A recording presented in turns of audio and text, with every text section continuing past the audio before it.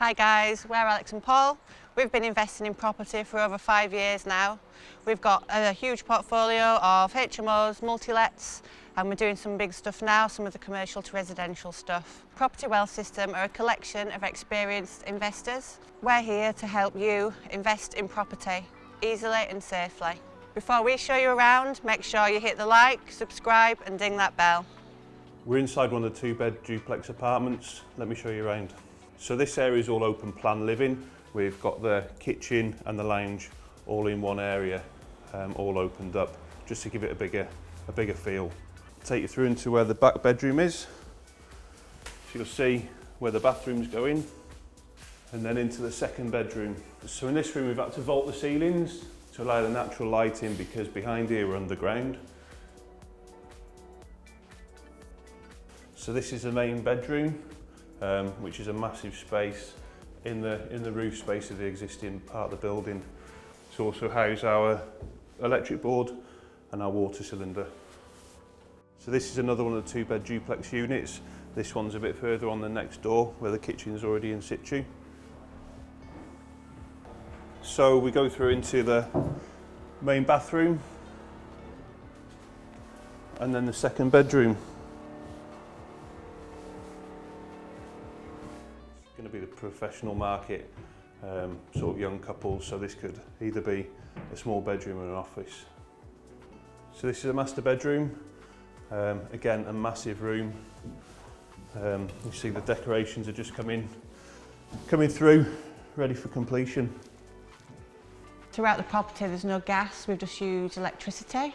So obviously we need hot water, so you can see the big water tank that's powered by electric that will obviously heat the apartment, so there'll be one of these in each apartment.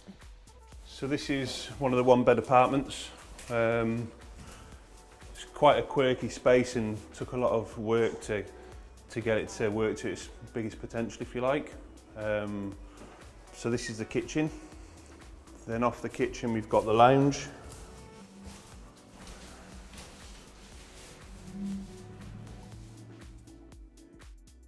It's great because it's got real high ceilings. So because it's an old building, they tend to have really high ceilings, but it's made such a difference to the feel and space of the rooms. It makes it so much lighter. Alex furnishes all our HMOs, don't you, and design them. From a layout point of view, then that's on me. So I'll design the layout and Alex will design the furnishings and the finishes. Yeah. Something like this, we're not having to furnish it, because obviously our end is to sell them. You know, we might furnish a couple when we come to sell them. We've got lots of visuals, so obviously the prospective buyers can sort of see kind of what you can sort of fit in without actually physically putting the furniture in. Does some 3D visuals and furnishes them with his computer program. They look pretty good, don't they? Yeah. Just gives you a good feel and understanding of how it's going to look once it has got furniture in. That's it. So just walking into the bedroom now. Again, we've got space for the water heater and the mains board, and then the ensuite shower room. So this is another one of the ground floor apartments.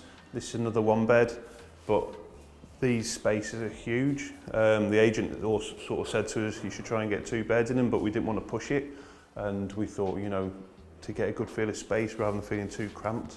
I think it's worked out really well. And through into the main bedroom. Big windows, white walls, allowing so much light in and making it as bright as possible. Okay, so this is one of the 2-bed duplexes on the first floor, going up into the second floor. We've got a large kitchen, dining, sitting area where we're in now. So this is the kitchen. It's just been tucked in away from the sort of living area, just to keep it as separate as you can in an open space living. But I think it works really well. Again, some massive windows to let in a load of natural light. So we're now upstairs in the duplex. We've got a nice big landing area which will work perfectly for someone who's working from home, who can have a desk there and a desk there if you're both working from home. We've got our small box room, our main bathroom, and then the master bedroom with its own ensuite and walk-in wardrobe. and dual aspect as well. As you can see, we re-roofed the main part of the building with some concrete tiles. We've built 2 dormers as well. As you can see on the bigger duplex area, it made a massive difference to that room. The scaffold is yet to come down. I think they're just getting wrapped up today on the scaffolding. Once that's down, we can then tile the lower lean-to roof, and that will finish that off then. And then the lads are just finishing off the rendering downstairs, ready for a clean up and get out of here.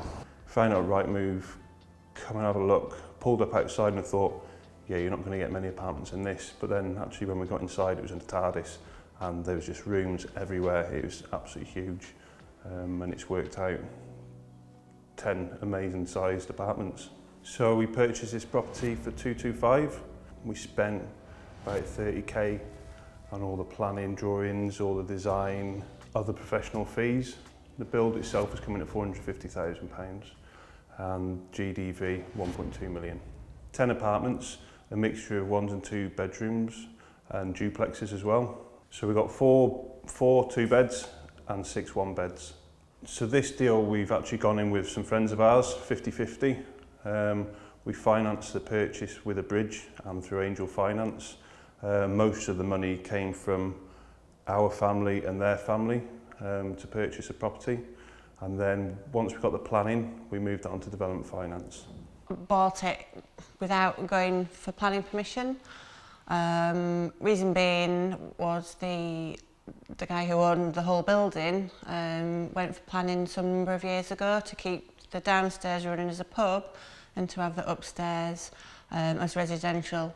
That got knocked back, but they did say, you know, if you were going to develop it fully residential, then the planning, they'll give you the planning. So we expected planning permission in 6 months. We thought if we allowed for 12 months and we're more than covered.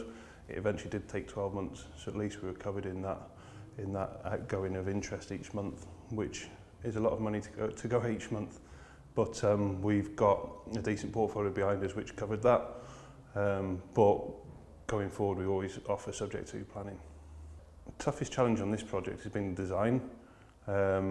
We had the full design drawn up. When we got in the property and when we stripped it out, we realised that the drawings didn't match. It didn't work, so we've had to amend the plans on site. The builds on site have been fantastic, working with us, liaising with us, making sure that we get the best layout that we can from it, but it's been a challenge and obviously incurs more costs. Bit frustrating as we paid a lot of money up front to get all this designed, but it wasn't designed as well as we'd hoped it had been. But you learn your lessons. The last project that we did after this was a chapel conversion, and we stripped out the property before we'd finalised our designs, just to make sure that we could see the bare bones of it, see what was going to work, see what wasn't going to work. So definitely the right way to do it. And make sure you've got an architect that works with you, doesn't over-engineer the design from the start. You've got to find an architect who understands that balance of designing and delivering a great product, but in a commercially viable way. I'd say your design team is very important to you. And I think the other advice I'd offer is buy a box.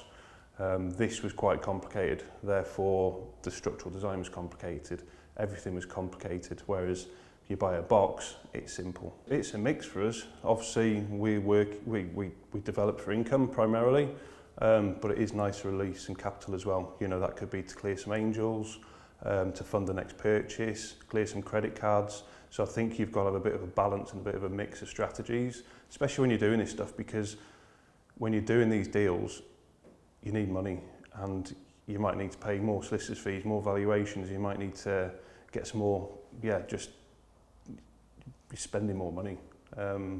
Not like a buy-to-let HMO, there's a lot more front-end money that you need to be spending on these. So to have a capital strategy in the background, which can give you those funds, is great. It's also about having those exits as well, those exit strategies. So, okay, you've gone in, you're doing a flip, but what if you can't sell it for any reason? You know, can you rent that out? Is it going to make you money at the end of the month? That, you know, you've got to work through all that. Yeah, so always have two exits. Every deal we do has got at least 2 exits. Last year we did a development which we were going to be selling, then COVID hit, so we rented them out. It still worked. So you need those multiple exits. So we're looking, the builder said end of the month. I'd probably give them another couple of weeks on top of that to be totally out of here. Snagged, commission signed off. The property goes live on the market this week. So hopefully we get some interest ready for when we completed the works. So we've got a couple of agents on board, haven't we? So yeah, we're hoping quite quickly. They seem to think that they've got people ready for this sort of thing. So going off what they're saying, so we may sell a few relatively quickly, but it's getting the last few over the line. And of course the last one's high profit. So yeah, we'll wait and see when that profit arrives. If you've enjoyed this video, then put your comments below. If you've got any questions or if there's anything you've been struggling with, then be sure to bang them in the comments. If you've enjoyed this video, then don't forget to hit the like, subscribe and ding the bell. I'm Alex. And I'm Paul. From Property Wealth System. We'll see you on the next video.